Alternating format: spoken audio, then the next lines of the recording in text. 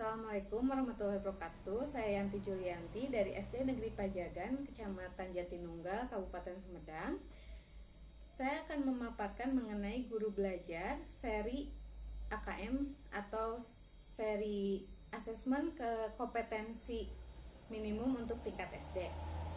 Pada program guru belajar ini, terutama seri asesmen kompetensi minimum untuk tingkat SD terdiri dari 3 tahapan, yaitu yang pertama orientasi, yang kedua BIMTEK, dan yang ketiga pengimbasan. Orientasi dan BIMTEK telah saya ikuti, yang di dalamnya yang pertama dalam orientasi dikemukakan mengenai tujuan dari program guru belajar seri AKM ini, yaitu yang pertama, berkembangnya miskonsepsi tentang asesmen nasional. Yang kedua, adanya malpraktik pembelajaran dalam melakukan persiapan menghadapi asesmen nasional. Yang ketiga, guru belum mengetahui cara membaca hasil asesmen nasional. Dan yang keempat, guru belum memahami bagaimana menindaklanjuti hasil asesmen nasional. Kemudian, pentingnya asesmen nasional yaitu untuk meningkatkan mutu pendidikan.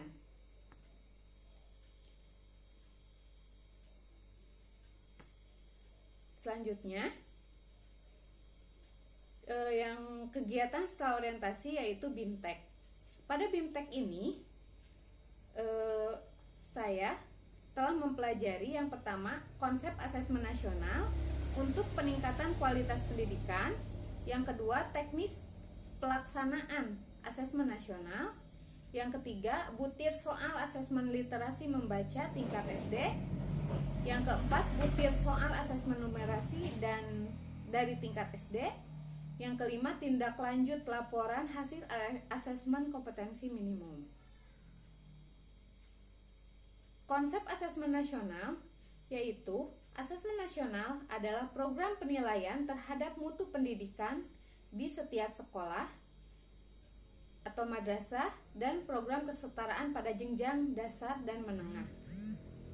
Mutu satuan pendidikan dinilai berdasarkan hasil belajar siswa yang mendasar, yaitu literasi, numerasi, dan karakter, serta kualitas proses belajar mengajar dan iklim satuan pendidikan yang mendukung pembelajaran.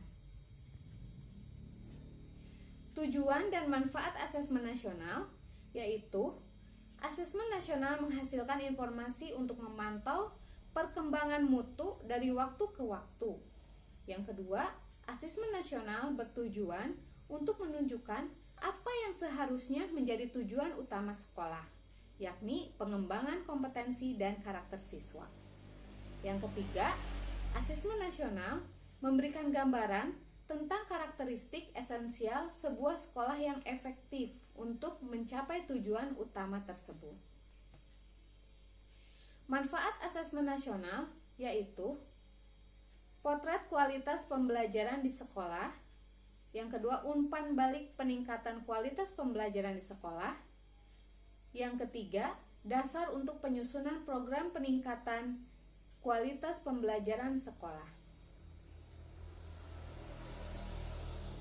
Membandingkan asesmen nasional dengan ujian nasional, yaitu asesmen nasional dari tujuan pelaksanaannya untuk mengevaluasi mutu dari sistem satuan pendidikan.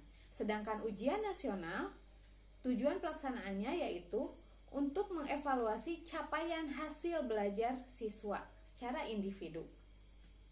Dari segi level siswa, asesmen nasional diadakan untuk kelas 5, 9, dan 11. Sedangkan ujian nasional diadakan untuk jenjang tingkat akhir pada setiap jenjang pendidikan. Yaitu misalnya pada jenjang SD dilakukan pada kelas 6, jenjang SMP kelas 9, untuk jenjang SMA kelas 12. Sedangkan asesmen nasional dilakukan di kelas 5 pada jenjang SD, kelas 9 kelas 8 di jenjang SMP dan kelas 11 di jenjang SMA. Dari segi model soal pada asesmen nasional yaitu ada PG, menjodohkan, pilihan ganda, isian singkat dan uraian. Sedangkan ujian nasional yaitu pilihan ganda dan isian singkat. Asesmen nasional bukan pengganti ujian nasional. Asesmen nasional lebih memberikan gambaran yang lebih utuh dan luas mengenai mutu pendidikan, bukan hanya secara kognitif, namun juga karakter dan iklim belajar. Petunjuk dan teknis pelaksanaan asesmen nasional ini yaitu asesmen nasional terdiri dari 3 bagian, yaitu asesmen kompetensi minimum, survei karakter, dan survei lingkungan belajar. Asesmen kompetensi minimum terdiri dari 2, yaitu asesmen numerasi dan asesmen literasi.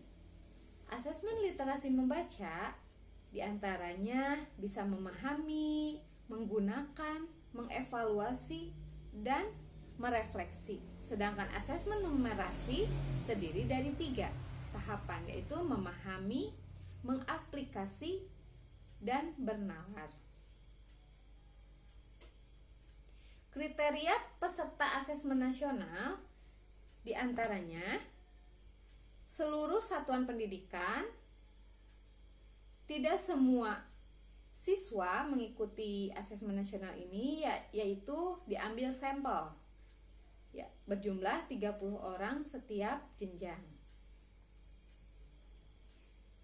Merumuskan butir soal asesmen nasional dapat dilakukan dengan 5 macam, yaitu yang pertama pilihan ganda. Siswa dapat memilih 1 jawaban yang benar dalam 1 soal. Yang kedua, pilihan ganda kompleks. Siswa dapat memilih lebih dari 1 jawaban dalam 1 soal. Yang ketiga, menjodohkan. Siswa dapat dengan menarik garis dari satu titik ke titik lain yang merupakan pasangan dari pertanyaan dan jawabannya. Yang keempat, isian singkat. Siswa dapat menjawab berupa bilangan secara singkat, hanya menyebutkan nama benda atau tempat. Yang kelima, uraian. Siswa menjawab soal berupa kalimat-kalimat yang menjelaskan jawabannya. Konsep literasi membaca. AKM literasi membaca ini terdapat 3 bagian, yaitu konten, proses kognitif, dan konteks. Konten ini berupa teks informasi dan teks fiksi. Sedangkan proses kognitifnya yaitu menemukan informasi dari sebuah teks, menginterpretasi dan integrasi dari sebuah teks, dan yang keempat, mengevaluasi kemudian merefleksi. Dan bagian yang ketiga yaitu konteks. Konteks ini ada personal, yaitu berkaitan dengan kepentingan pribadi, yaitu yang kedua sosial budaya, berkaitan dengan kepentingan antara individu dengan individu lain, dan yang ketiga scientific, berkaitan dengan isu, aktivitas, serta fakta yang ilmiah. Tahapan asesmen literasi membaca tingkat SD yaitu pada level pembelajaran, siswa akan mengakses dan mencari informasi dalam teks. Siswa akan memahami teks secara literal, kemudian menyusun inferensi, kemudian lalu mengevaluasi dan merefleksi. Yang selanjutnya, komponen AKM numerasi. Pada numerasi dibedakan jadi 4 kelompok, yaitu bilangan, pengukuran dan geometri, yang ketiga data dan ketidakpastian, yang keempat aljabar. Dalam komponen AKM numerasi ini juga ada 3 bagian, yaitu kontensnya, ada proses kognitifnya, ada proses konteksnya juga. Lalu, tindak lanjut atau pelaporan hasil asesmen mengidentifikasi 4 kategori, yaitu literasi. Empat kategorinya, yaitu yang pertama, perlu intervensi khusus, yaitu murid belum mampu menemukan dan mengambil informasi eksplisit yang ada dalam teks. Yang kedua, dasar, murid mampu menemukan dan mengambil informasi secara eksplisit. Dikatakan cakap jika murid mampu membuat interpretasi dari sebuah informasi. Dikatakan mahir jika murid mampu menginterpretasikan beberapa informasi lintas teks. Sedangkan pada AKM numerasi dikatakan perlu intervensi khusus, yaitu kepada murid yang hanya memiliki pengetahuan matematika yang terbatas. Murid yang dikatakan dasar, kelompok dasar, yaitu murid yang memiliki keterampilan dasar matematika, mampu melakukan persamaan secara langsung. Dikatakan cakap jika murid mampu mengaplikasikan pengetahuan matematika yang dimiliki dalam konteks yang lebih beragam. Dan dikatakan mahir jika murid mampu bernalar untuk menyelesaikan masalah kompleks serta non-rutin berdasarkan konsep matematika yang dimilikinya. Kemudian,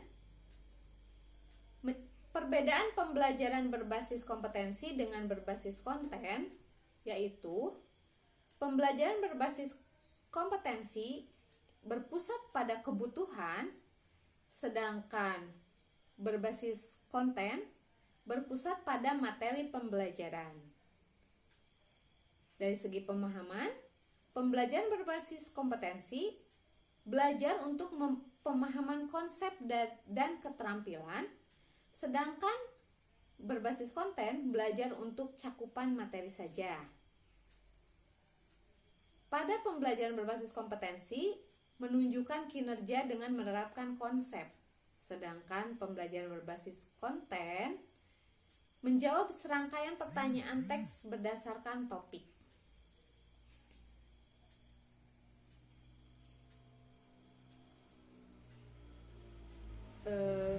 Saya akan menjelaskan segitiga belajar yang terdiri dari kurikulum, asesmen, dan pembelajaran.